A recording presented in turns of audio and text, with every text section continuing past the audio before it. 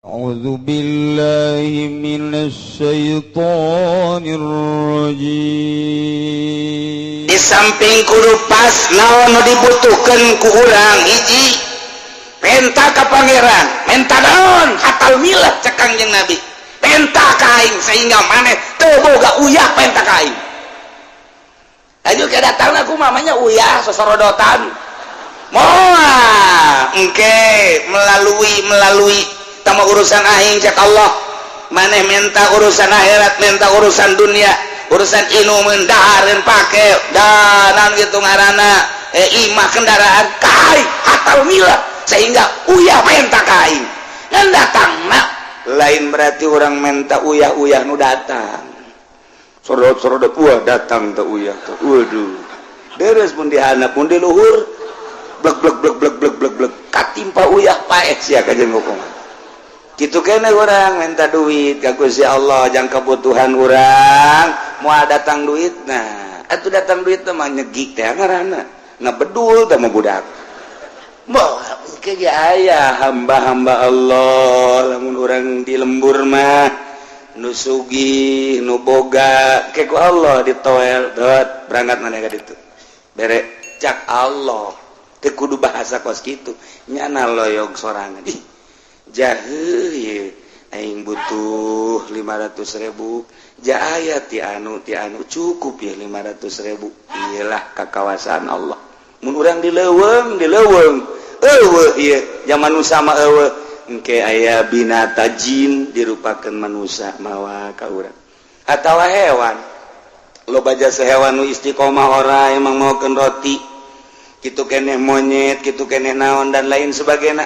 Maha kawasa Allah, ai endek dibere mah ku Allah babari bae. Tinggal mentana doang make syarat tadarru'u wa khufiyah. Hiji DP ka Gusti Allah ngarasa lemah jeung ngarasa hina.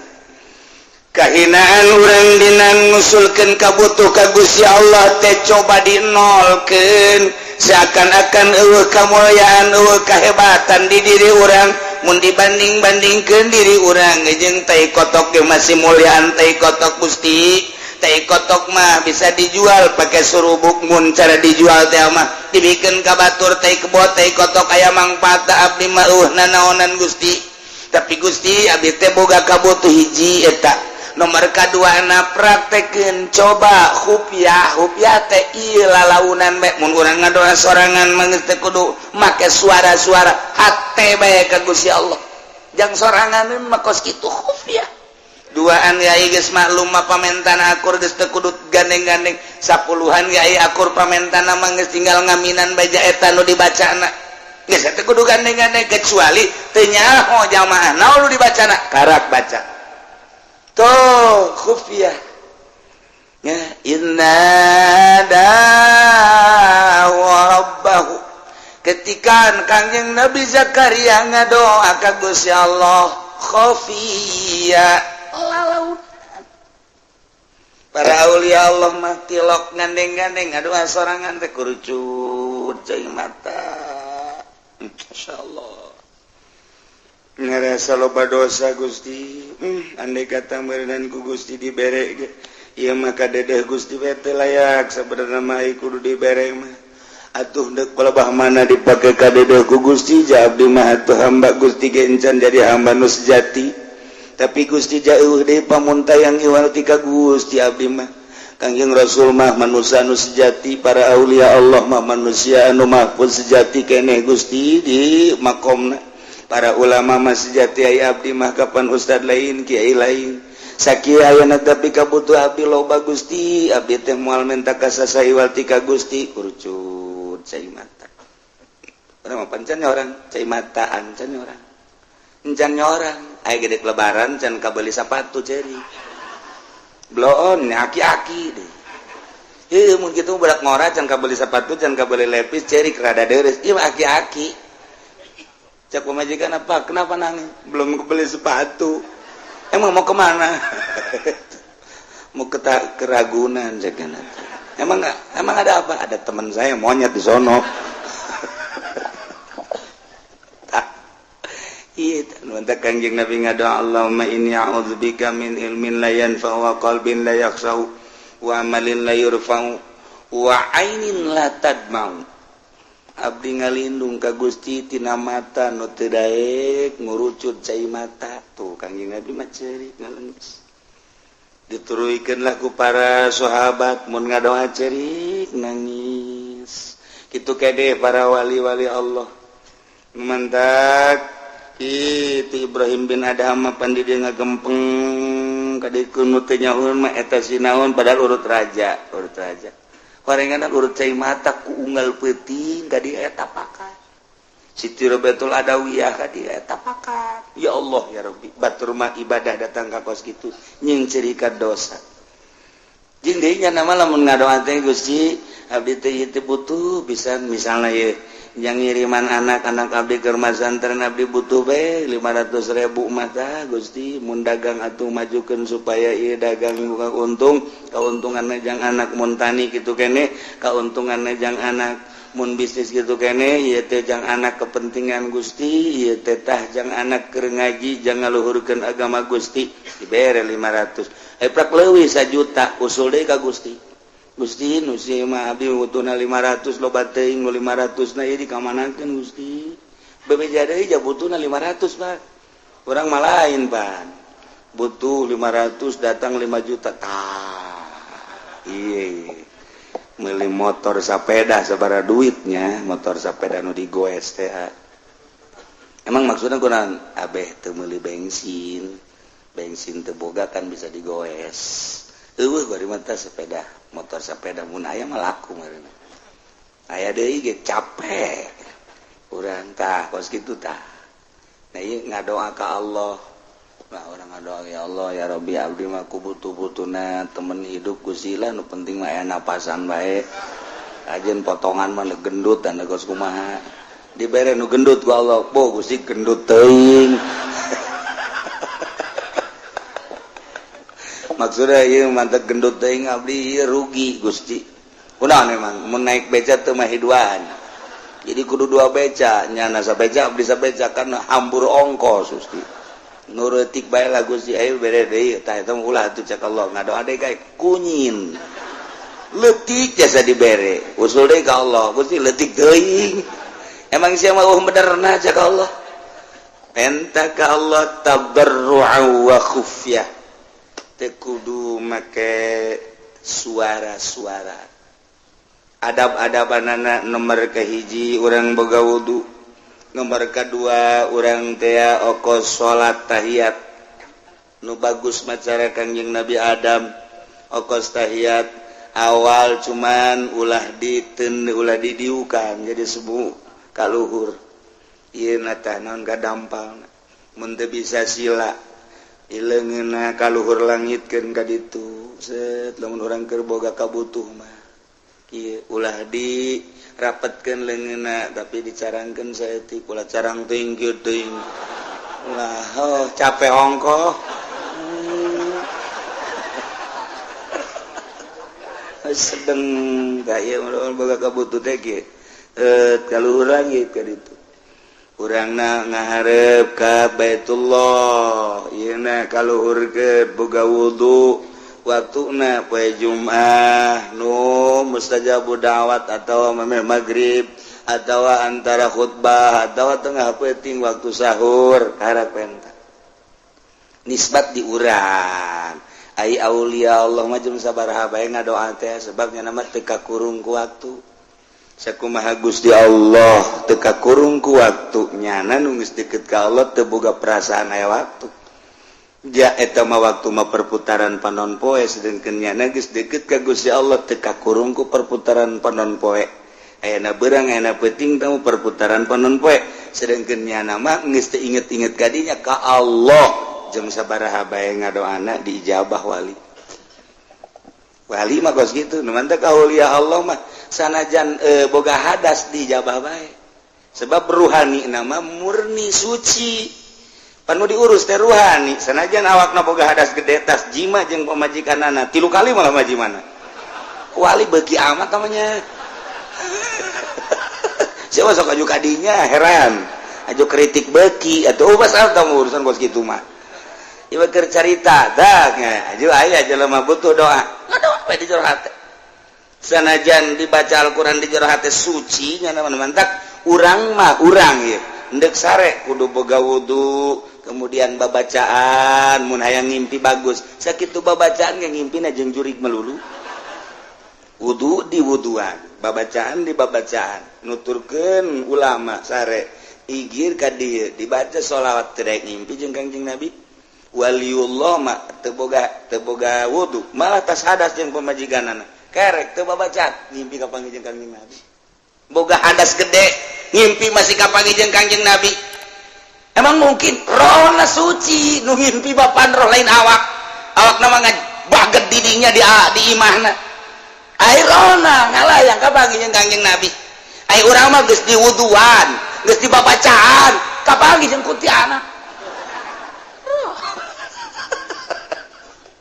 aduh tak ulah kaget waliullah mah boga hadas wajah awak sama hadas mah tuh hadas awak kieu roh nama tetep suci bae nama tak mungkin awak nama boga hadas leutik hadas gede rohna kapanggih jeung para wali-wali Allah istimewa para wali tak doana geus jam sabaraha bae oh urang mah ngadoa ieu cenah anu nyeri beuteung saha mang anu ke kula ngawala wudu khusyuk sholatul Allah beres langsung tuh ya inung ke beres menang dua petanya ke kumaha jadi batang teh pae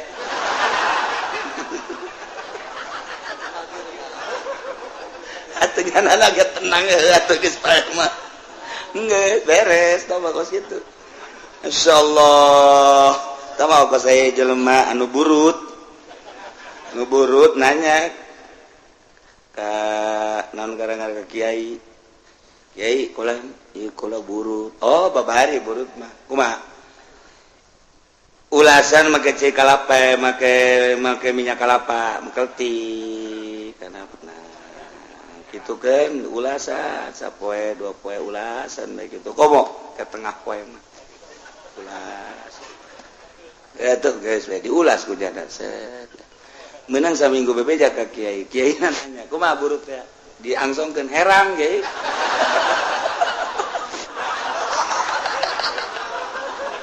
atuh pasti jadi minyak kalapahan kamari mah teu pati herang gua mah herang cak kiai atuh maksudna ge lain kena sagere kena herang geuning sia cak kiai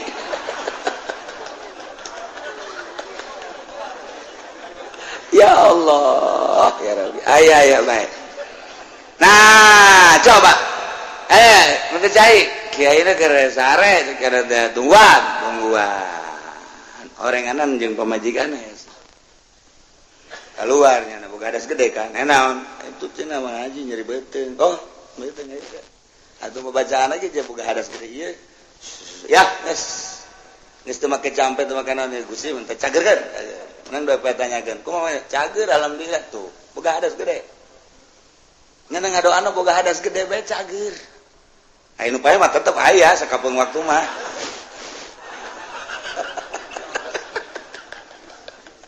Yo keur carita ulah kaget. Bangsa wali Allah teu boga wudu kapanggih rohna jeung nabi ieu mah ngimpi. Boga hadas gede sekalipun mungkin bae. Sebab lawan jasad nu boga hadas mah rohna mah geus teu pernah sadetik pun poho ka Gusti Allah. Lancar kapanggih jeung Kangjeng Nabi lancar kapanggih jeung wali. Ai urang mah diwuduan ku diwuduan ada jaker wuduna ge tinggal ka Allah. Keur ngalawuduna ge biasa doa mah dibaca disungut. Allahumma fajjada Allah ma'arin raita pas kabeungeut naon eta waktu karung di mana nya neundeuna. Asana nyoap ka jeung kumaha. Ih tah budak neundeuna teu beres. Lah mana Allahumma biasa dibaca. Oh aya asana karung di juru alhamdulillahirabbil alamin. Coba eta ngadoa inget ka karung. Cak Allah teh pan sia keur wudu pan wudu teh nang nita aing. Jadagang karungan dari tita pan ku aing. Kunaon ingatkan ulai di tita ku aing. Awas ya ku aing. Moal diijabah doana ka jeung bener bae tilok diijabah doana. Mus ngabudah gitu. dijabah bukti dijabah atuhnya namanya Latin sholawat kaliwat baik batur mah dibaginya minta izin kolot akibat tadi wudhu inget ke Allah tuh komo sholat walimah boga hadas batin nama ke Allah batu pernah sedetik pun semenit pokok kagus ya Allah beda tuh nementak Allah merekonsep rabbakum tadarru'an wa khufiyah ngadoa marane kabeh ka Gusti Allah cuman syaratna kudu DPDP ngarasa lemah ngarasa handap ngarasa hina diri urang nu endek menta mah memang kudu kitu ka Gusti Allah lamun urang geus ngarasa remah Gusti ja abdi teh dadamelan Gusti tapi loba kabutuh Gusti abdi teh urusan pamajikan teh jeung urusan anak nyangakeun sadaya-daya ka Gusti ude pamuntayangan warti ka Gusti Allah abdi ge loba anu ngajak maka Gunung Kawi teh ka Gunung Cermai dan lain sebagainya tapi abdi manukos kitu mah teu hayang abdi mah hayang ka Gusti bae nyangakeun sadaya-daya mangga kabutuh abdi bade diusulkeun ka Gusti taberu hate teh jeung lalaunan suarana di jero hate bae geus nangkege ku Gusti Allah mun ngawarung-warungna dibere laku lamun tani-tanina dibere bagus teman tak aya aneh batur mah tani teh itu kuberit ieu kuberit ieu mah teu ngadoa ka Allah nyahoeun ka kabutuhanana tuh dibere beda warung rentul tapi kok ieu mah bisa laku lantaran ngadoa ka Gusti Allah boga kabutuh jang kepentingan urusanana menuju Gusti Allah laku bisnis gitu keneh urang mah lantaran takabur hasil bisnis boga duit ya 20 juta seserian can dibalajakeun leungit geus leungit lain ka Allah sial goblok saha meureun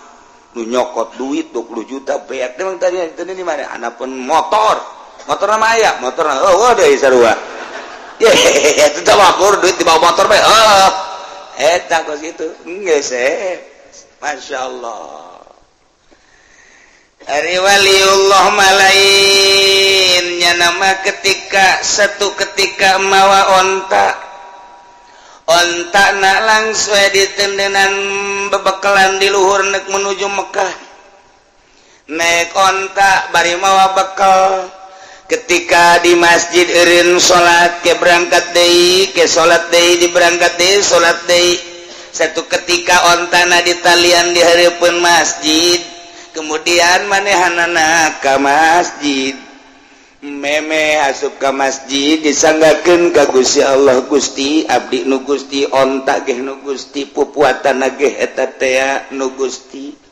ngan digunakeun ku abdi pake kepentingan abdi teh jang ibadah ka Gusti nu abdian ku abdi di talian ieu ge talancuhna nu Gusti talina ge Gusti abdi mendek serahan ka Gusti nyangakeun sadaya-daya langsung ka masjid salat nya di masjid Allahu akbar geus beres salat terus salat sunah terus wirid pas keluar eueuh ontana aya nu maling culak-cileuk nya ge kakaler ka kidul kawetan ngadoa deui ka Gusti Gusti bari deku abdi nu Gusti onta nu Gusti pupuatana ge nu Gusti ngan abdi butuh teh pupuatana ketika abdi tiris aya selimut ketika abdi lapar aya dahareun ketika abdi dahaga aya cai tapi eta dibawa ku nu maling atuh Gusti bari seuri nya eta mah nu dipaling ge nu Gusti atuh sabada Gusti tawa los anu Gusti pamalingan anu Gusti atuh kumaha Gusti bae eta mah nya teh abdi mah lempang ka Mekah cek nya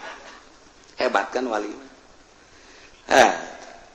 tanya Pak ke mana Mekah ke mau kendaraan mawa mana kendaraan mamawa nu Gusti Allah tadi kula salat di talian di hareupeun masjid aju aya nu maling nage ngagerakeun Gusti onta nage onta Gusti tanyakeun coba ka Gusti Allah ka ditu bu edan meureun cak nu nanya edan atuh emang wali mah kosna edan wali mah kosna edan jing edan kaing sia nu edan ontan Allah kekuatan Allah tunggu lagi bebeja ka Allah be Gusti hamba Gusti maling nu Gusti diserahkan ka Gusti sobodo Gusti berangkatnya datang ke Mekah begitu datang ke Mekah turun ontakna ti luhur Jabal Qubais plek plek plek plek plek bari aya jelema leungeunna dikangkalungkeun ka di leungeun katuhu jeung leungeun kencana geus aya di barinyana menta hampura kok menta hampura kunaon kula nu maling onta maneh aya leungeun bisa aya di dinya begitu kula naik onta maneh ternyata aya jelema ngahadang ka kaula begitu ngahadang langsung cekel leungeun kula kunyana dipapas pakai pedang papas pakai pedang hiji di set kemudian ditalikeun dikongkorongkeun ka dieu cak nyana bikeun deui sia ieu onta lantaran ieu nyana nyerahkeun ka aing sepenuhna ka Gusti sepenuhna geus kulantaran nyerahkeun ka Gusti sepenuhna aing ieu adalah malaikat utusan ti Gusti kembalikeun sia kahayang mah ulah dipotong cak nyana ieu malaikat atuh tidak ku Allah sebab ku manusia mah moal aya kasihan nu beranian mendak dipotong ku aing sia geus dibalikeun deui bari dipotong cak wali teh Gusti abdi mah atuh ku dibalikeunana ge geus alhamdulillah kok maka dipotong sagala rupa leungeunna ku malaikat Gusti lah sabodo tah mah hamba-hamba Gusti nu motongna ge hamba Gusti atuh geus bae tah mandek teh kumahakeun ge kumaha Gusti abdi mah asal ontak bae balik deui ka abdi barang di deuleu bum muatan gaya keneh nuhun Gusti beres toapna wali tah nu mantap coba loba jelema geng hebat jasa geus teu bisaeun manusia mah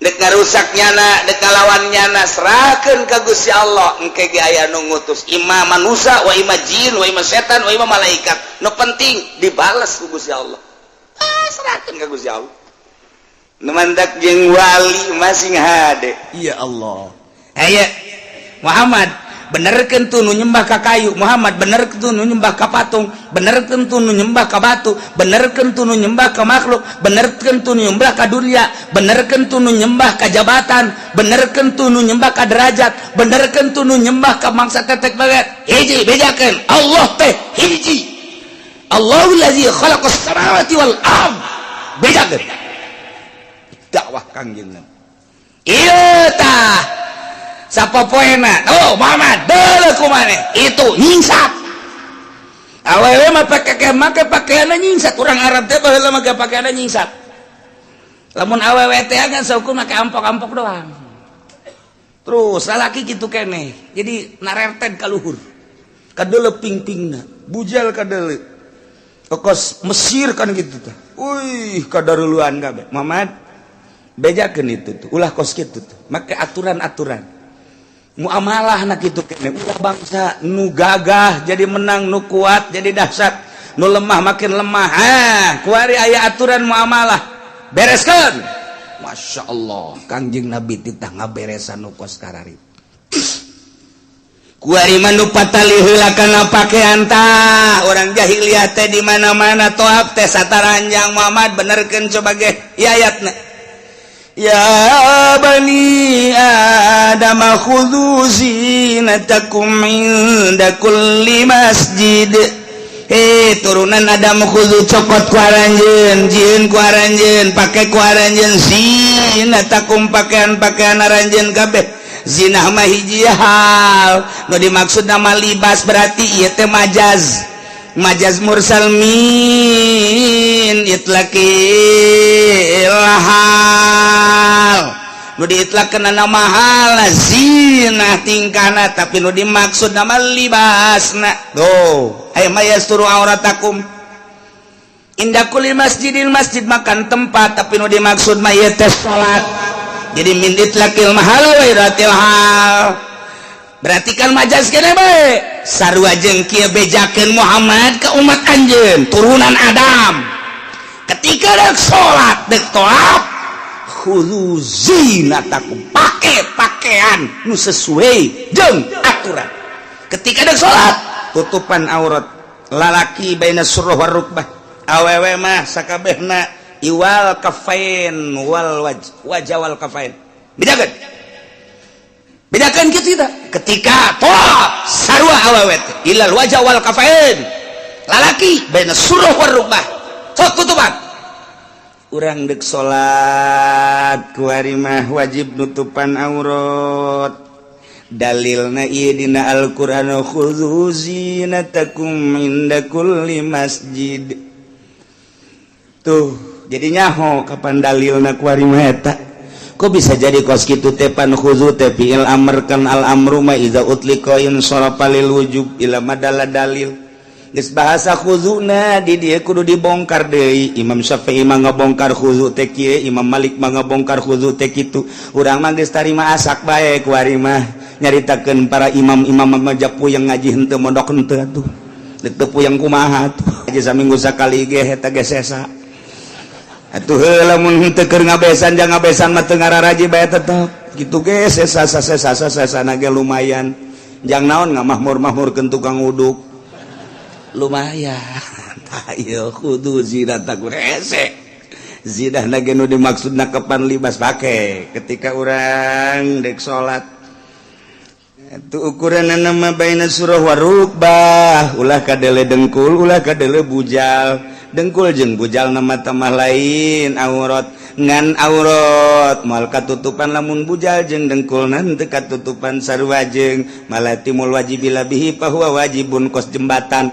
anu disebut jembatan nama antara sisi ieu jeung sisi ieu bobolong antara sisi ieu jeung sisi ieu eta ngaranna jembatan ngan moal bisa nempel teh jembatan di bobolong lamun teu ngalah ka dieu jadi kudu ngalah ka dieu jang nempelkeun jembatan kitu ge urang nu disebut aurat mah ieu adalah ti bujal ka handap ti dengkul ka luhur ai bujal jeung dengkul nama tu lain aurat ngan eta samping eta baju neuk ditenden di mana lamun teu ditaekeun ka bujal tuh kasukeun kana maleti mul wajib bila bipoja cak batur hese teh ngaji kos kitu teh geus laku hese mah mondok teu naon tuh mana kos kitu tah gaji teh hese tuh geus ieu carita asakna khudzu zinatakum inda kulli masjid ketika deuk salat pake eta teh lamun nu boga makan lamun nu boga mah tambahan ku adab-adaban eta teh ngan sakadar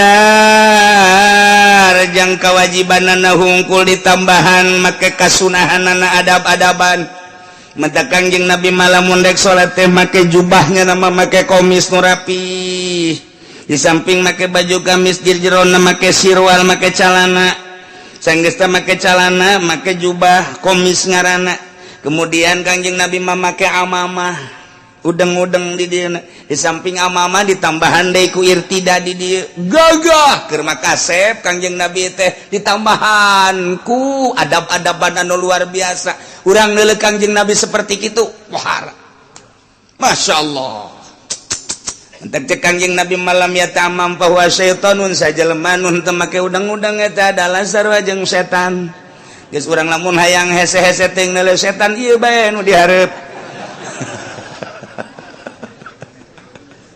ngan sok aya nu salah kaprah jadi kiai teh kumaha ari deuk ceramah make udang-udang ari arek ngariung make udang-udang ari deuk salat kunaon make rinso kiai penceramah kos gitu nah nu rapi adab-adaban tegep jadina urang kada sunah teh kitu adab Allahu akbar kadeuleuna ge saregep padahal majang lalaki mau masalah make hiji samping doang ge samping dikaluhurkeun ka dieu rada dikaluhurkeun ka beuteung geus bae kahandap katutupan geus teu kudu make kaos teu kudu make sorban teu kudu make kopiah jadi bae kos kitu salat kos kitu cenah ieu mah jadi imam saja jadi imam masalah masalah jadi sataranya kaluhur masalah anggaplah di Cirebon lah Kesultanan Cirebon masalah ngan teu boga ada geus make adab nu rapi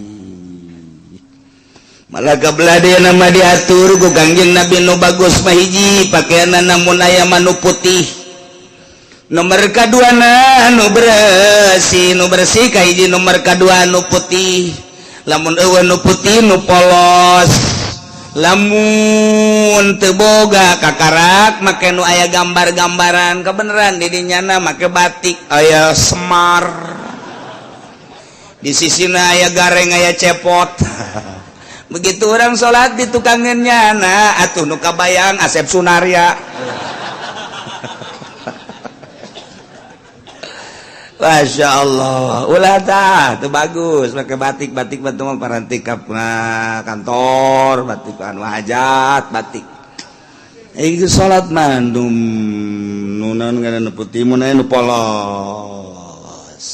Oh, rapi.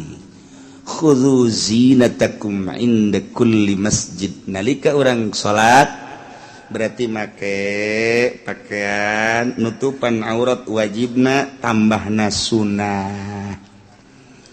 Jadi berarti di dieu teh lain bae sakadar nitah make jang nutupan aurat kulantaran di dieu ditambahan ku adab-adaban ditambahan ku hadis Kangjeng Nabi ku ayana sakitu berarti orang disupri titah nutupan aurat di samping nutupan aurat teh kudu ditambahan ku adab-adaban anu rapi nu mentak aya sahabatna ros ka Kangjeng Rasul cek eta sahabat teh ya Rasulullah atuh urang make jeung rapih-rapih segala rupa lah sapira di alam dunia ja Gusti teh sok nyaritakeun kitu geus bae meureunan teh kudu rapi-rapi cek Kangjeng Nabi teh innallaha jamilun yuhibbul jamal sanjana Gusti Allah teh maha elok maha bagus yuhibbul jamal resep kanu elok-elok jeung resep kanu jamal-jamal disupri urang da Kangjeng Nabi biasa sok ngaca abeh rapi kadeulina ngan ngacana ulah mohokeun bersyukur ka Gusti Allah kena cilaka ngaca teh jang bersyukur urang dek Jumat sing hade kumis besing ke di dieu aya keneh tulang lah pan bahaya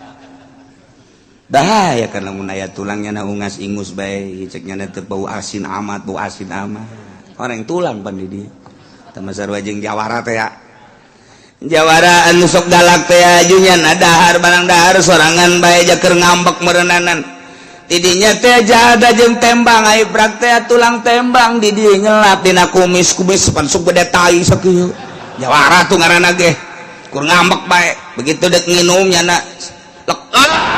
hanyir buah dibualangkeun deui nyokot di gelas hanyir deui buah kumaha geus 12 kakareknya na ngomong ka pamajikanna sia goblok bisa kukumbah acan gelas buah hanyir kabeh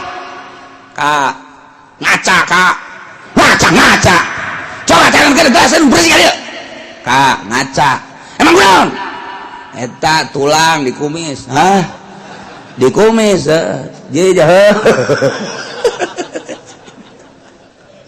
matak ge lamun deuk salat Jumat ieu kacaan heula daung beusi aya anu nempel di kumis engke pan bodoh hanas aing marah cenah geus beak salosin teh gelas mantak ge ka atuh panyakit dibawa ku sorangan teh masarua bae jeung tukang bas neangan potlot bus kakaler kakidul bus hese jasa orenganan ditendun di biwi tolol dah tukang bas biasana kan di dieu ye biasana ye di kopeahnya na teh kan ngeunaheun asupeun di mangga eta mah teh ditendun di bibir jadi nyono neangan ka dieu ka ditu neangan ka dieu ka ditu mana cek ieu ka mana nus mamarahan bae rimas geus dibalang-balangkeun cak babaturan neangan naon patlot aya teh di bibir jas teh bareres aya anu pohoan kos itu aya anu poho tambah aya jelema namu sanggeusna namu beres terus nyana pamit sanggeusna pamit pan ngaroko ye ngaroko teu neula di asbak kadinya terarasannya na karenganan digadiekeun anya nyana kana nya kesapatu beres pakai sepatu rokok nu di asbak teh dicokot dia punya jadi 2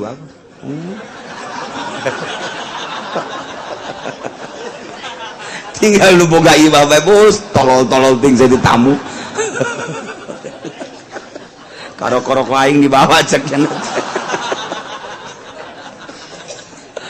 aduh ampun jelema limpeuran teh kos gitu nah iya ngaca biasa nu rapi sok deuk kumaha ge bersyukur ka Gusti Allah Subhanahu wa ta'ala. Tak Imam Syafi'i lamun deuk Jumat lamun deuk ngajar make bajuna hiji di jero, kadua komis, katilu jubah, tilu langkah. Itu keneh make amamah, make sorban, make irtida. Jadi gagah kadeleuna teh dek mutus hukum teh. Dalilna ieu kana khudzu zinatakum inda kulli masjid.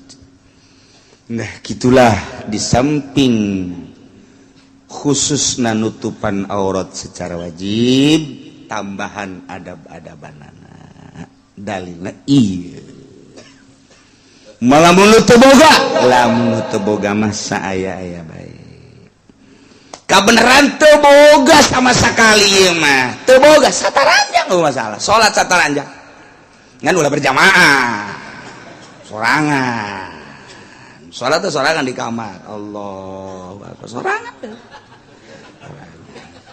antara satarajang ieu masalah teu boga jadi lain berarti teu boga jang nutupan aurat eureun salat teu bisa tetep salat boga urang pakaian pake teu boga sebogana teu boga sama sekali samping teu boga calana teu boga sataranjang bogana ngan seukur ampok-ampok dong make ampok-ampok bae geus beres Allah di zaman Kangjeng Nabi ngan seukur aya samping hiji doang dipakailah ku lalaki berjamaah jeung Kangjeng Nabi bahkan sok ditalikeun ka dieu ka luhur kos urang keur leutik da tapi gede keur leutik tadi ke kitu nah sebab urang Arab mah yang praktis bae Bang Sunang abeh henteu ieu jadi teu make calana teu make naon ieu bae samping ka dieu geus awewe kan salat tadi tukang gitu kan begitu ruku kana hoy kadarieu tararangga Kangjeng Nabi mah pan aya panonna pan di tukang dihareup Kangjeng Nabi mah Kangjeng Nabi mah nu di dieu aya panon di tukang ge aya panonan ngan nu di dieu teu kaciri ku urang henteu katingali padahal aya panonan nu batak Kangjeng Nabi mah ningali di tukang bi khalqihi ka amami ruyatin sabatat wala yura asbaulin jadi tukang Kangjeng Nabi mah sarua jeung hareup bi khalqihi ka amamin sarua jeung hareup lamun dibuktikan aya panonan Kangjeng Nabi di dieu nu matak aya nu macem-macem di tukang teh katingali nah begitu Kangjeng Nabi salat berjamaah jeung para sahabat awewe di tukang bas ruku kan mingsat awewe kadarieu kok mah sujud tak sujud kadeuleu jadi awewe teh betah di tukang lantaran ya etalah neleububuahan Kangjeng Nabi pada salat langsung teu wiridan deui langsung ceramah para jamaah sadayana lantaran memang kaayaan urang darurat kuari urusan pakaian maka berjamaah mah dilanjut cuman wayahna ulah wakahudang awewe lamun lalaki can nangtung cek Kangjeng kalau lamun lalaki geus nangtung kakarak awewe hudang kitu keneh engke tina sujud ulah waka awewe hudang lamun lalaki can nangtung eta awewe sing tarawel kabeh apa baturanana kanyawannya urang kanyawannya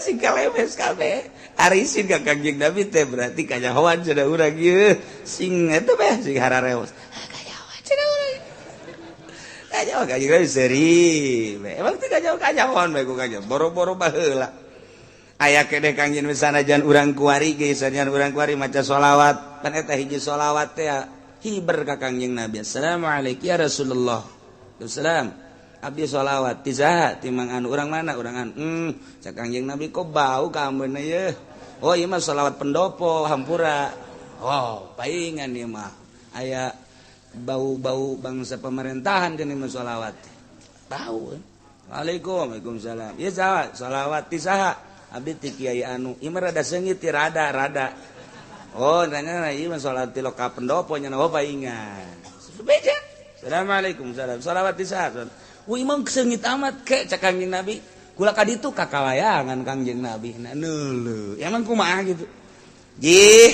mantak kudu dibersihan kita sholawat ya ulah sambarangan Assalamualaikum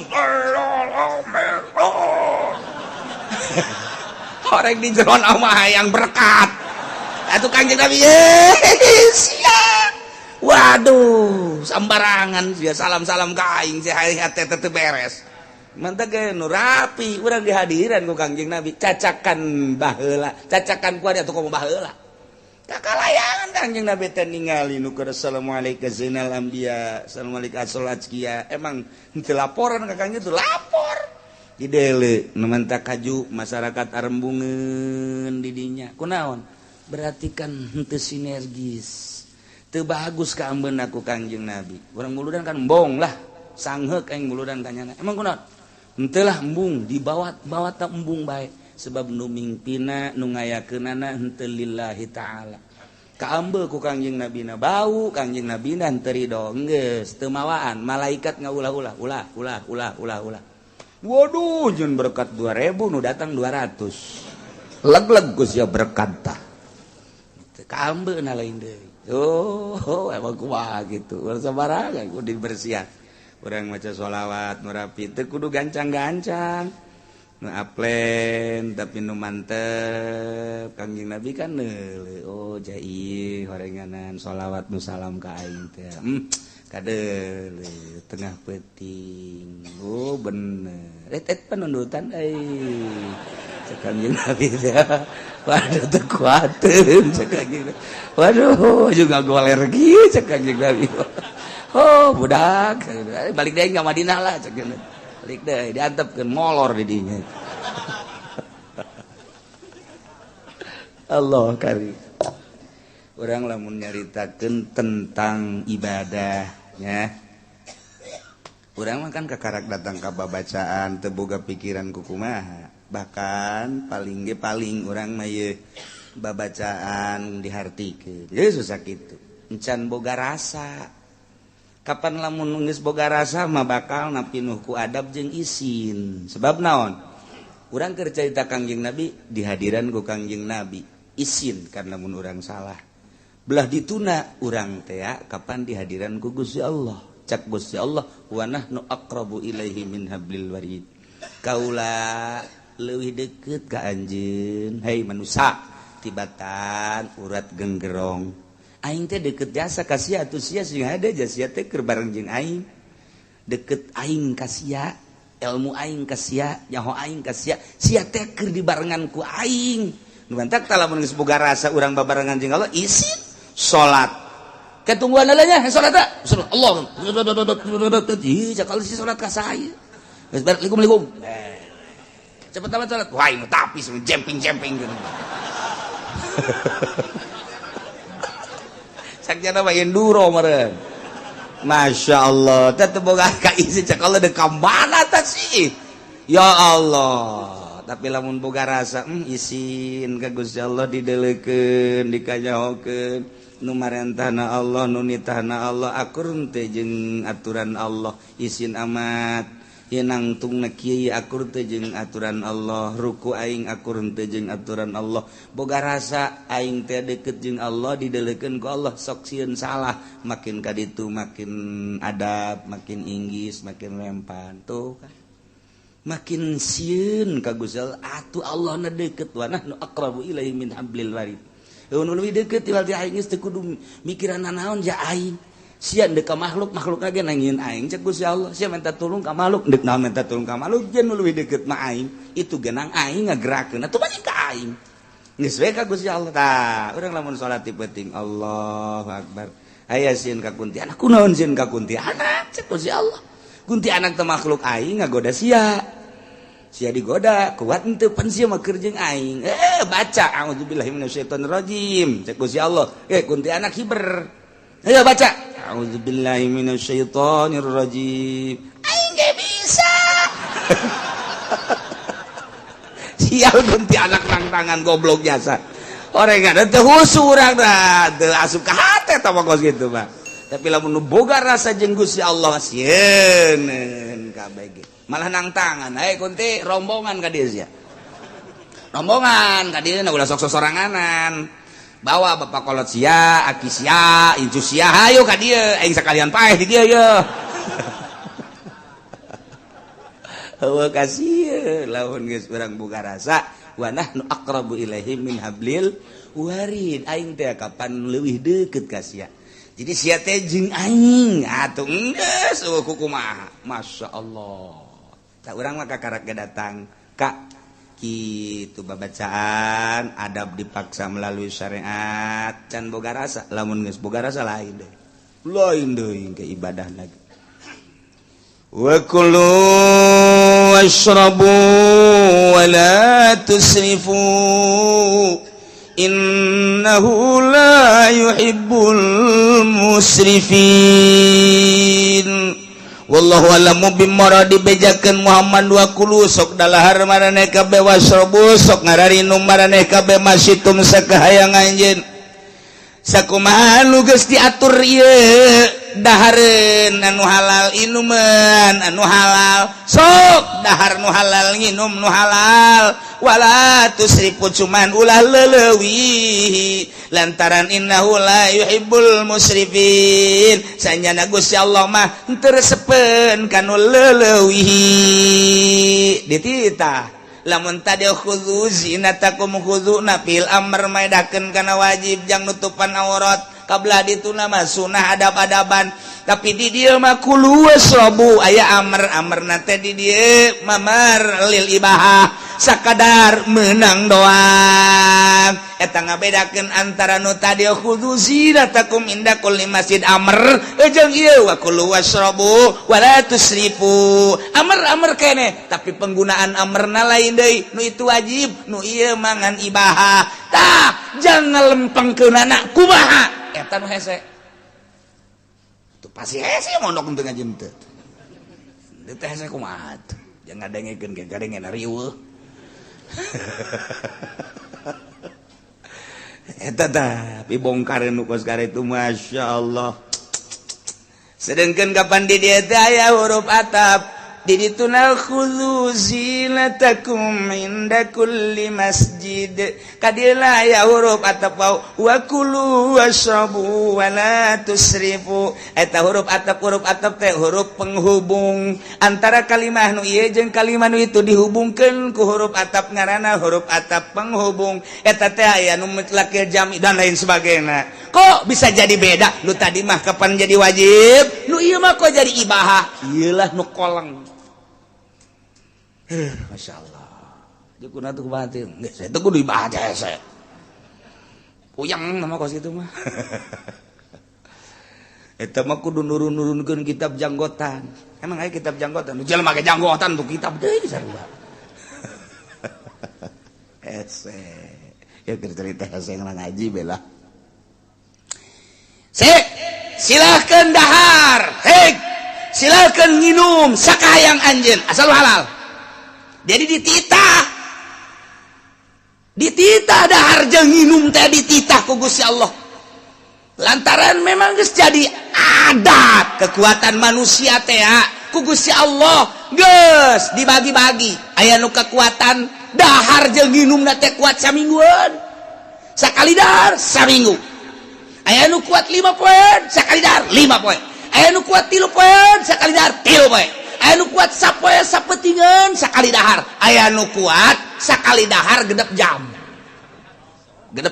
kudu dahar deui jadi sapoe sapeting 4 kali dahar ulah disengsarikeun ulah nu kuat nang Allah nu teu kuat nang Allah tinggal urang kembali ka diri urang aing sapoe sabaraha kali daharna nya balik ka diri urang oh aing mah kumaha manggihna bae Manggi isuk-isuk uduk sikat berang saeutik aya sangus sikat deui aya deui nu mau berkat sikat deui aya deui nu ngariung kasorekeun sikat deui aya deui anak mawakeun sikat tah mah teu reureun dahar burung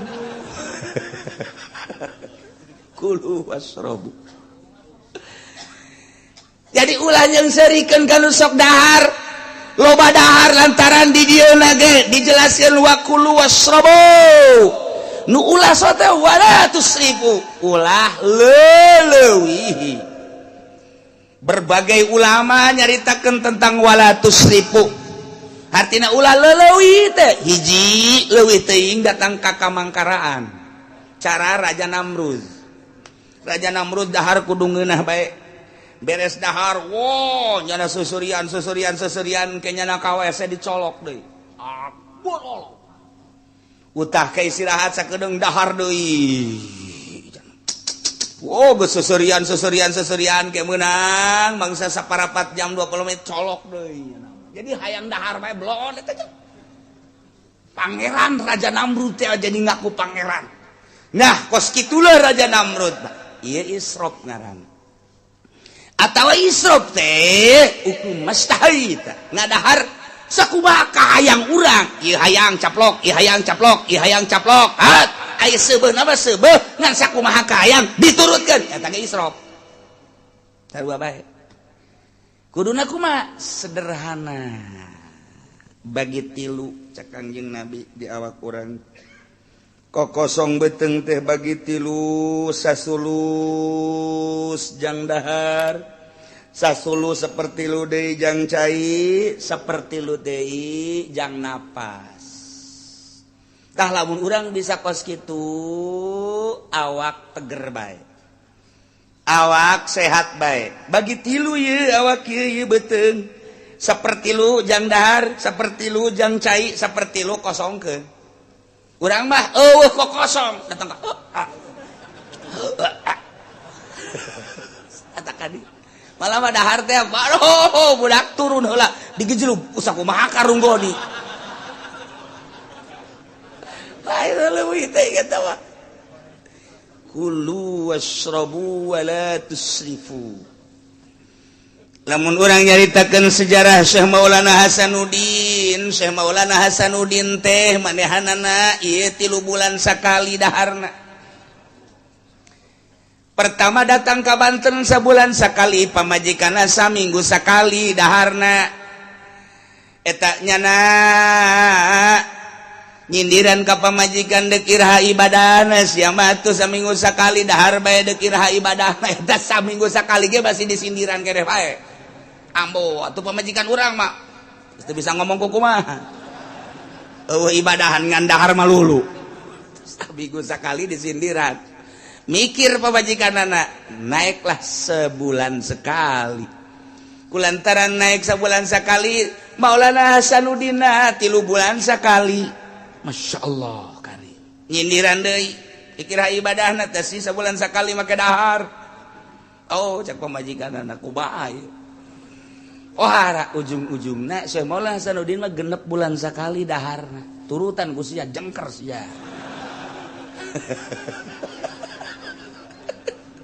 ulah saturut-turut dah lamun aya hiji waliullah lamun aya hiji jelema suluk lamun aya hiji jelema ndek ibadah ka Gusti Allah 5 poe nyanan candahar kabeneran geus 5 poe candahar nyana ngomong aduh beteng lapar amat 5 poe teu dahar nyaritakeun beteng lapar eta teh cak guruna sia ulah ibadah suluk di pasar sia cicing 5 poe sia ngarasa lapar ulah suluk sia cicing di pasar dahar bae sia eta 5 poe ge teu meunang nyebut lapar jelema deuk jadi wali mah teu meunang henteu meunang geus bae urang mah pan lain 5 poe urang mah lain 5 poe isuk-isuk ngaji ngadahar uduk 2 piring jeung endog 5 sagegede kieu pohara kan eureun ngaji geus kieu deui bae padahal sia nyeri lapar aing 5 poe jelema ibadah ka Allah 5 poe nyebut lapar ngas ulah diteruskeun sia ibadah cak guruna ulah diteruskeun cicing di pasar dagang sia kos kitu mah Masya Allah Gusti Allah karim Sayyidina Umar nyekelan beteng kieu 2 poe candahar kabeneran kapanggih jeung Sidina Abu Bakar Siddiq Sidina Abu Bakar Siddiq nanya ka Sidina Umar aya naon nu minta tulung cek kunaon ieu beteng geus diganjel cenah ku batu emang kunaon 2 poe teh dah kula masih 3 poe Oh. Geus 3 poe kurang mah. Iya tuh. Itu isin tidak Umar kieu we. Itu lah sakira teh. Geus 3 poe mah. Geus pararias. Kapanggih jeung Sidina Ali. Ali, sugan aya dahar. Kitu kunaon? Teh tuh diganjel ku batu. Sabaraha poe tah? Umar 2, ieu 3. Kurang geus 4. Poe. Geus atuh. Urang bebeja ka Kangjeng sugan di Kangjeng mah aya. Ayo. Datang ka Kangjeng seuri bae Kangjeng geus dibukakeun ku Kangjeng batu di dieu tah. Batu kula geus saminggu teu dahar cek Kangjeng mah. Geus baralik bae. Masya Allah Karim. Kos lalagaan tapi memang kos gitulah perjalanan ahli Allah. Gusti Allah nu agung. Ayo urang mah pan lain kitu urang mah. Ese gede amat bateung Ustaz dahar. Alhamdulillah ya rabbal alamin. Eta di kantong ieu ge bekal. Alhamdulillah aya bebekalan di dieu. Naon? Atuh lontong aya roti aya bacang aya. Masyaallah. Wahara amat. Ai itu tuh tas itu ge sarua. Itu mah bangsa roti-roti kering. Budak sabulaneun moal saep. Batur mah 2, 3, 4 saminggu Kangjeng Nabi teu dahar, ari ieu mah bebekalan jang saminggueun ge liwat. Pan jauh jasa tah urang jeung nyana, ai hayang ka sorgana mah akur. Perjalanan anu jauh. Aduh, Gusti Allah sakararisi, sakararisi. Lamun nyaritakeun tentang para wali. Aya anu sabulan teu dahar, setengah bulan teu dahar, saminggu teu dahar, geus lumrah nu sapoe-sapeting mah teu dahar teh, lumrah jasa tah mah. Tapi Sufyan Tsauri mah Tuan Syekh Abdul Qadir nyaritakeun dina kitu Fathur Rabbani. Nya nama daharna gembul. Sufyan Tsauri mah gembul nya nama daharna. Malah mun aya tamu mah kumaha dahar. Wah, gembul jasa. Beurang dahar ke sore dahar deui. Tapi ketika sholatna ibadahna eueuh nu tanding. Mun geus sholat bae ceurik terus-terusan. Sholat cerik eureun subuh. Kitu bae eta mah daharna gembul beurangna. Isuk dahar, beurang dahar, sore dahar deui. Tapi lamun geus sholat cerik. Dadak cek Tuan Syekh Abdul Qadir ulah dituturkeun daharna ku sia. Nu ngaran Sufyan Tsauri mah tah tuturkeun ibadahna ku sia. Ai daharna ku sia katuturkeun. Ai salat. Aja urang mah pan babagi atuh dahar-daharna katuturkeun kiai itu. Siapa odo. Urang nu babarina bae. Nu babarina bae nuturkeun teh. Kasimpulanna nama nu jelas mah urang ulah ujub, urang ulah suuzon ka batur. Ndek dahar bae, ndek biasa bae, ndek eta mah urusanna urusan kebiasaan. Nu penting ibadah, ta'alluqna qalbu ka Gusti Allah. Nah, nu mantak aya kiai teu naek-naek. Lantaran ka batur ibadah di mana dahar malulu. Nyana seban lantaran puasa bae aing geus 12 tahun puasa bae cek nyana. Daharna ge aing masa comot. Mana bisa jelema dahar bae bisa ka Allah. Ujub moal naik-naik. Moal naik-naik. Tak urang asa ngeunah kos kieu urang beuki dahar pan. Asa kahatean gitu maksudna. Emang sia mah tolol ieu sebenarnya mah. Itu geus dibabagi. Nah, kulu silahkan dahar nu halal, wasrobu silahkan minum nu halal masyitum sakahayang anjeun, cuman wala tusrifu ulah israf ulah leulewihi. Namantak cek Kangjeng Nabi iyakum wal batnah minat ta'am syarab. Sing hade maneh ulah seubeuh teuing dahar ulah seubeuh teuing nginum cek Kangjeng Nabi. Fa innaha mufsidatun lil jasad murisatun lis saqam mufsidatun anis shalah. Lantaran seubeuh dahar seubeuh nginum ngarusak kana jasad, ngawaris kana gering, jeung mumul kana salat.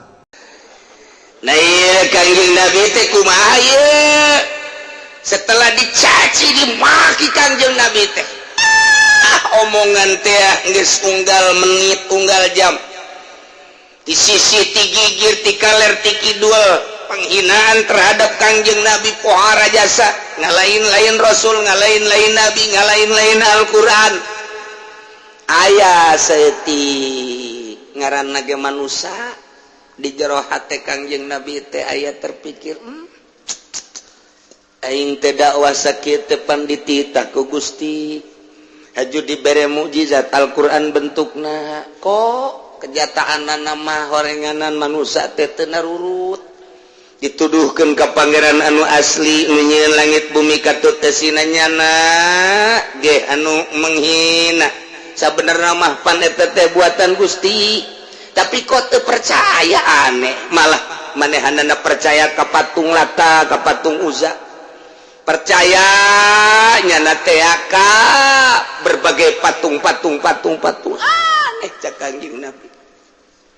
Kangjeng Nabi berpikir kos kitu tulur Allah ngiriman ayat melalui malaikat Jibril alaihis sebagai tasliyah pangbeberah jeung pangbubungah ka Kangjeng Nabi turunlah ayat ieu wa kadzalika ja'alna likulli nabiyyin aduwwa Allah alam bimara disampaikan Jibril kakak kasih kaula nu ngaran Muhammad bejakeun wa kadzalika kitulah sakumaha kamari dijelaskeun kamari teh geus dijelaskeun setiap jelema teh ngabogaan amal setiap mukmin ngabogaan amal setiap nabi ngabogaan musuh ta ieu ja'alna likulli nabiyyin aduwwa kaula nu agung ngajadikeun ka setiap nabi dijadikeun musuh jadi lain anjeun bae Muhammad nu dimusuhan ku kaumna horeng likulli nabiyyin aduwan tiap nabi baheula ge sarua aya musuh-musuh atuh moal kanyahoan jantana hebat ta jeung gagahna lamun teu pernah tarung mah moal kanyahoan sabarna ieu jelema lamun teu diuji moal kanyahoan tawakalna ieu jelema mun teu diuji moal kanyahoan hebat tinjuanana lamun teu dikana ringkeun atuh kudu ditinggali heula nu mantap Kangjeng Nabi Ayub kanyahoan sabarna teh setelah nyana digeringkeun heula ku Gusti Allah kayawan hebat Kangjeng Nabi Musa Harun jeung Firaun berikut rakyatna kayawan Kangjeng Nabi Ibrahim hebatna lantaran boga musuhna Namrud beserta kaumna dibeuleum Kangjeng Nabi Ibrahim alaihi salam kayawan hebatna Kangjeng Nabi Ibrahim teh ketika deuk dibeuleumna kayawan istimewana Kangjeng Nabi Yusuf ketika dileutik diasupkeun ka sumur dibalangkeun ku dulurna eta ketika Kangjeng Nabi Yusuf dibalangkeun ka sumur ku dulur-dulurna kumaha teh Kangjeng Nabi Yusuf teu belu ka dulurna coba kaistimewaan Kangjeng Nabi Yusuf dasar dijadikeun jelema leueur dulurna ngabalangkeun ka dirina ngabunuh tatepan maksudna apa aya nyungkelik di hatena ka dulur kan teu urang mah pan ka karakter ditanya bagi ku dulur teu ditanya urang teu ditanya nyaho teu neuleuh nyaho kumangan teu ditanya doang boro-boro urang mah dibalangkeun ka sumur atau dianiaya teu ditanya doang cek jangan teh sarua anak abah nyana teu nanya ka aing emangna Haji Sufyan gitu di Sukabumi deh wah geus Pelabuhan Ratu aing nyokot teluh nu penggedena ku aing nyungkelik urang mah nyungkelik teluh bae lah geus beresan jelema nu kos kitu ieu eta urang ka karakter ditanya dong Kangjeng Nabi Yusuf atuh henteu dah mantap aju agung ge eueuh hasud eueuh nyeri hate eueuh hikdung unek-unek teh aya diangkat dijual jadi abid terus di ka istana malah rindu ka dulurna di mana ieu dulur coba eta sakitu geus dianiaya diasupkeun ka sumur ku ari aya di istana nyana rindu ka dulur dulur aing di mararana nya hayang amat kapanggih ka rumah amat jeung deudeuh amat nyana si dalalahar tante aing onam di istana aing nyana dahar tante karunya amat mana aya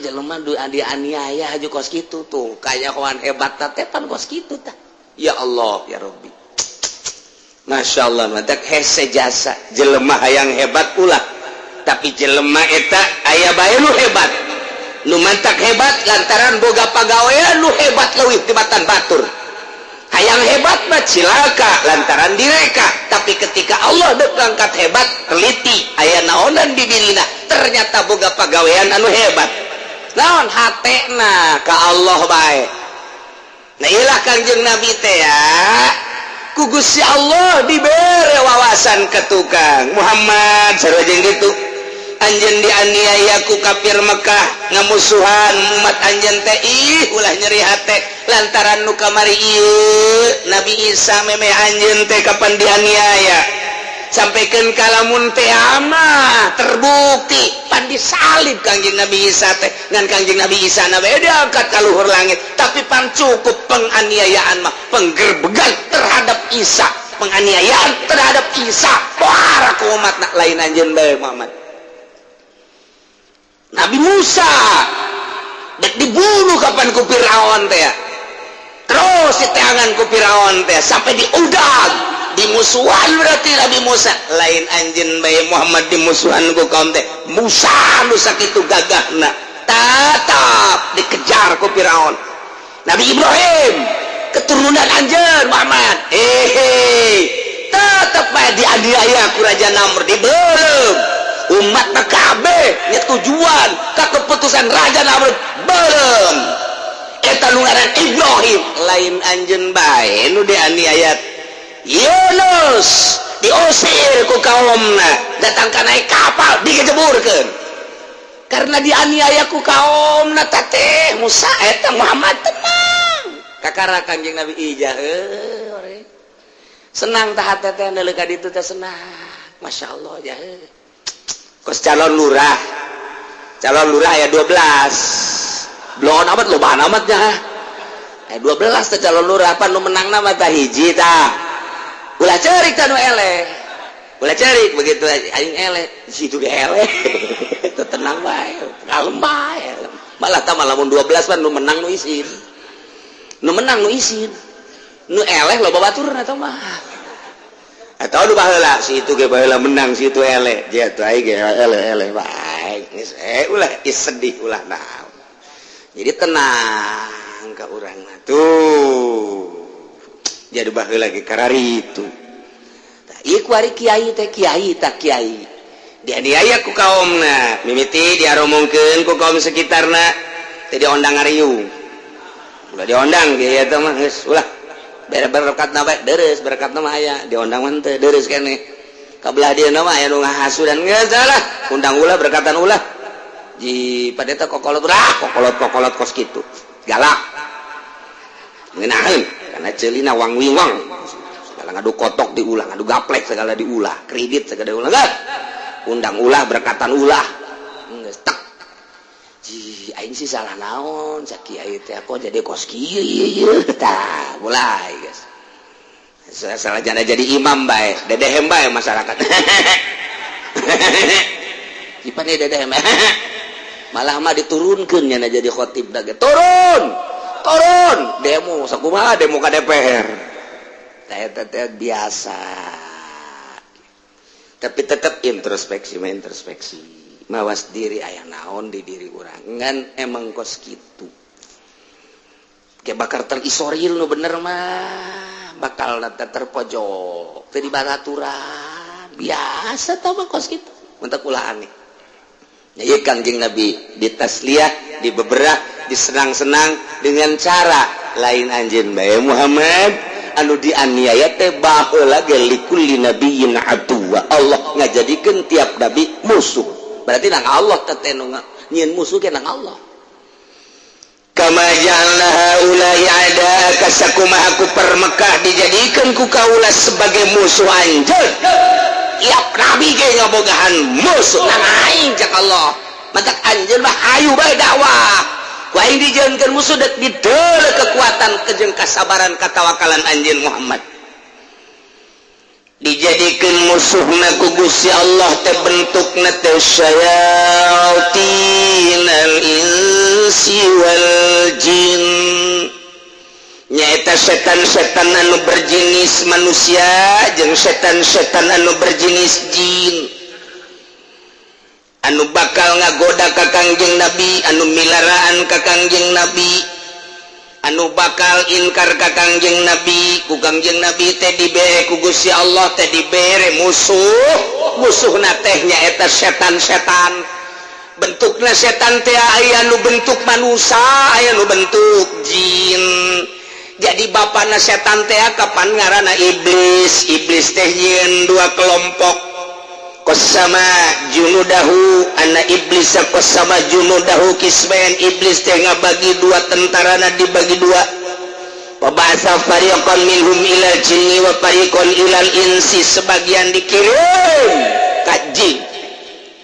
Arasupnya na ka jin-jin iblis teh. Fariqan sebagian di ilal insi, arasup ka manusia. Jadi dua ieu bakal teh ieu. Musuh Kangjeng Nabi teh aya anu bentukna jin, aya anu bentukna manusia. Ieulah musuh Kangjeng Nabi. Tetapi lamun bentuk jin mah gampang jasa geuninganan. Sebab Kangjeng Nabi mah asal neuleuh jin bae. Ndek nyerang ka Kangjeng Nabi cukup dengan bahasa a'udzu bikalimatillahi tammati min syarri ma khalaq. Tiukan ku Kangjeng Nabi, kabur jin. Enteng tama kos kitu. Bacaan ku urang bismillahirrahmanirrahim. Allahu la ilaha illa huwal hayyul qayyum la ta'khudhuhu sinatun wa la naum. Tiupkan, mental jin. Lamun encan kene mental kene pencet. Pencet geus ku urang. Bismillahirrahmanirrahim. Walau Qur'anan surat bil jibal au qutiat bil aud au kulli ma bil mautab balilal jami'a. Terus pencet ku urang. Keluar sia. Keluar kula teh dekat. Di mana sia ya? Tangkal caringin. Kunaon sia nya bakari? Aduh, tadi suguh-suguh. Biasanya ya kopi pahit jeung lisong ya Allah. Keluar. Keluar. Ayo kita keluar. Hayang jalan ceuli. Alos, jalan mana ge? Segala jalan ceuli. Kadena ge teh jalan handap sia. Jin betolol. Segala jalan ceuli. As beres bisa. Gampang tambah urusan jin mah. Urusan jin mah orang perang jeung jin babari jasa sebab melalui babacaan panasnya. Urang melalui babacaan bismillahirrahmanirrahim aya keneh ngajentul a'udzubillahi minasyaitonir rajim ngajentul keneh bae. Baca deui kurang Allahu la ilaha illa huwal hayyul qayyum ngajentul keneh bae. Ji beak babacaan aing ieu. Camperkeun horeng lain jin tama siap tangkal kadong-dong. Dipoles putih bek Agustus goblok ayeuna hanas aing. Geus keluar kesang tiis. Geus siap borangan bae burung. Masya Allah, jin asli, jin asli. Asal dibaca bismillahirrahmanirrahim. Ngajauhan sok kurang lamun keur sorangan we aya pocong. Ulah sieun urang boga senjata urang. Bismillahirrahmanirrahim. Ngadegen pocong dinya kakara kikian dong. A'udzubillahi minasyaitonir rajim. Tiupkan. Rada ngajauhan setik. Bismillahirrahmanirrahim. Deket teh sial. Ketibai. A'udzubillahi minasyaitonir rajim. Bismillahirrahmanirrahim. Allahu la ilaha illa huwal hayyul qayyum la ta'khudhuhu sinatun wa la nawm. Lahu ma fis samawati wa ma fil ardh. Man dhal ladzi yashfa'u 'indahu illa bi idhnihi. Ya'lamu ma bayna aydihim wa ma khalfahum wa la yuhituna bi shay'in min 'ilmihi illa bima syaa. Wasi'a kursiyyuhu samawati wal ardi. Aing bisa. Siap. Horeng nang tangan dina goblok. Mending lompat atuh kos kieu.